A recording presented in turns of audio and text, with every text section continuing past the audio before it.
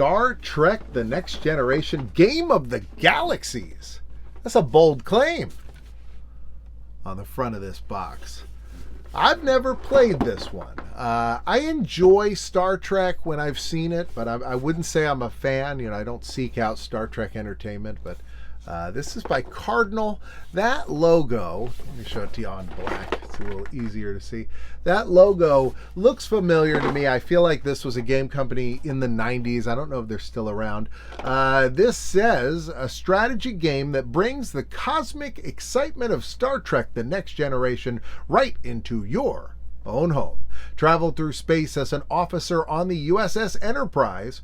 Explore strange new environments and encounter previously unknown alien species as you attempt to establish peace throughout the galaxy. And then it tells you how you can join the official Star Trek fan club. You get a subscription to the Star Trek magazine, a full-color catalog of collectibles, and an exclusive membership kit.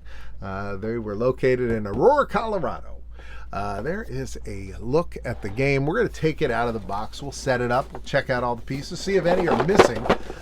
I picked this one up once at a garage sale with a lot of other games. By a lot, I mean that it was a lot, but there was a lot of them. I like to get games at garage sales because if you're a board game collector, it's the best place to get them because this is expensive to ship and it'll crush. Whereas most board games, the crazy thing about them is no matter how old they are, they're usually in pretty good shape because people store them like in a closet and they keep all the pieces in the box. So let's see if this holds up to those standards. Here's a close look at the box. It's for 2 to 6 players, 6 and up. Cool picture of the cast. I like Whoopi Goldberg there. I'm not sure I'm crazy about the box art. It looks, I mean, it's pretty simple. You just have the square there, the blown up picture of the Enterprise. Wow, take a look at this. So this is the game board. I mean, I just love the artwork on this. It really pops. You've got the Alpha here, the Zeta Alpha. There's the Enterprise. That is great. Inside the box, we got this really sad excuse for an insert. I like the ones where they put the logo, put some text, maybe the instructions. Those are always great. This looks like I just got a pair of slacks from JCPenney on Christmas Day, and I'm just going to toss this aside. All right, let's see what's in here. So whoever owned this previously was kind of a board game person because they got a Ziploc in here. There's all these magic glass beads, I guess. Here are the pieces. Now we can see whoever put these on. I kind of did them quick. All right, here's Jonathan Frakes. These look like, by the way, that this used to be clear and it's yellowed with age. There's Jonathan Frakes. Here's, let's see, what is her name? Dr. Beverly Crusher. All right, I don't know her. And then here's the guy from the movie Phenomenon.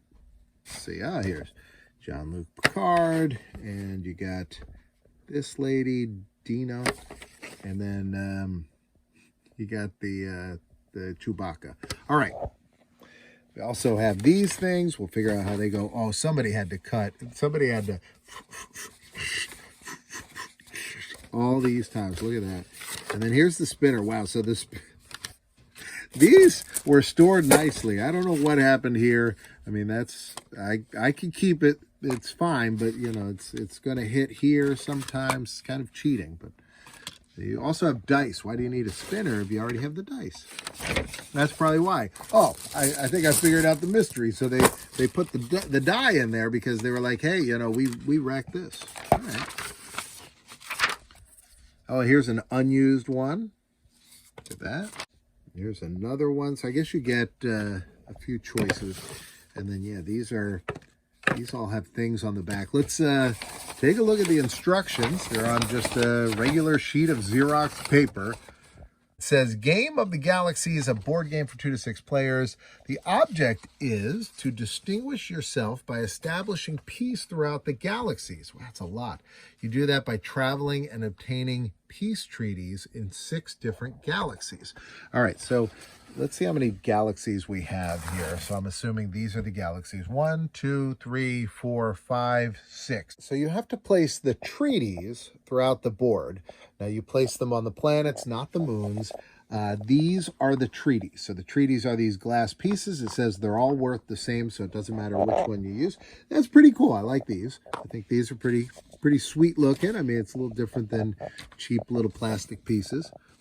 There are 2 ways to play lieutenant level, which is as basic, no reading required. So to do that one, you would spin the spinner and then you'd move around the board. And when you'd get to one of these, you'd take it. So, you know, if you landed here, you'd get to keep that one. If it had already been taken, then you couldn't get it, of course. And you'd get one from this, then you'd move to this one, to this one. But in this version, you need one from all 6, but you also win by getting the most. And then these are transporters, so these can be used to transport you to any other one. So that's the simple way to play, which just seems pretty simple, and I like having 2 versions. I'm going to read up on the captain level. All right, so on this version, you still get the treaties. They work the same way, but they have different values. So you can see the light colored and dark colored are worth different amounts. There's different rules that go along with them. Also, it adds this element. So these are the dilithium crystals. It says, treaty broken, place in opposite galaxy, surrounded by hostile aliens, lose next turn. So it says each crew member is armed with photon torpedo cards, so they'd get one like this, fire when ready. It's the same as these, but it's used differently. And they're necessary to blast through the asteroid belts. Now to win, you win when all the treaties are secured, the game is over, you add up your commendations with the player with the most wins. Yeah, on the other one, it's points. I mean, even on this side, they're like, when it's commendations. And in a case of a tie, both players share the glory. That's pretty cool. I like that. These are called space docks, and there's one in between each galaxy, and then these were the transporters. By the way, if you enjoy these videos, make sure and be like Fonzie, give it a thumbs up. And while you do, you got to go, hey, because that way YouTube sees your thumbs up and they pass this video on to somebody else. I would really appreciate it. All right, I cleaned up the game. I wanted to show you this Starflight by Binary Systems. IBM PC. It's got a bunch of extra numbers. Look at this thing. There's this crew. I mean, it's... Oh, so this is the people who made the game. That's awesome. Look at that. That is very cool. I thought this looked like a still from a TV show or movie that maybe this was based on that I wasn't familiar with. So this has a wheel. Now I wonder, oh yes, so this is the security access code wheel. What we used to have to do in the old days, you'd get a video game and then you'd put it into your machine and you'd have to do something with this to figure out what the code is to then type it on the screen. And the reason was because everybody could take this and copy this. There was just, there was no way to protect the material on there. And computer people love to copy them. I mean, that's how the computers were designed. They, it was a feature of the computer. So why wouldn't you take advantage of it? And so this was the way to keep people from circumventing the copyright. The dream. Back in 1982, we approached EA with the idea of creating a universe on disk that would let people experience the feeling of exploring the universe. Speaking of physical things, universe coming with a video game, look at this. It's got your Starflight star map. I guess you'd use this to figure out where your ship was. Maybe you'd see part of this on the screen.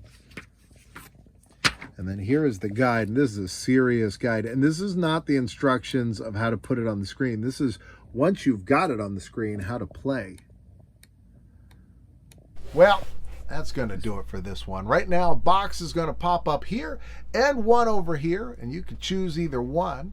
I'm going to pick out one here with promotional items that are really weird. So that's a good one. Or you can go with what Google picks out or YouTube chooses for you. I mean, you go with the flow. You go with what I say. It's up to you. See you tomorrow, 2 o'clock.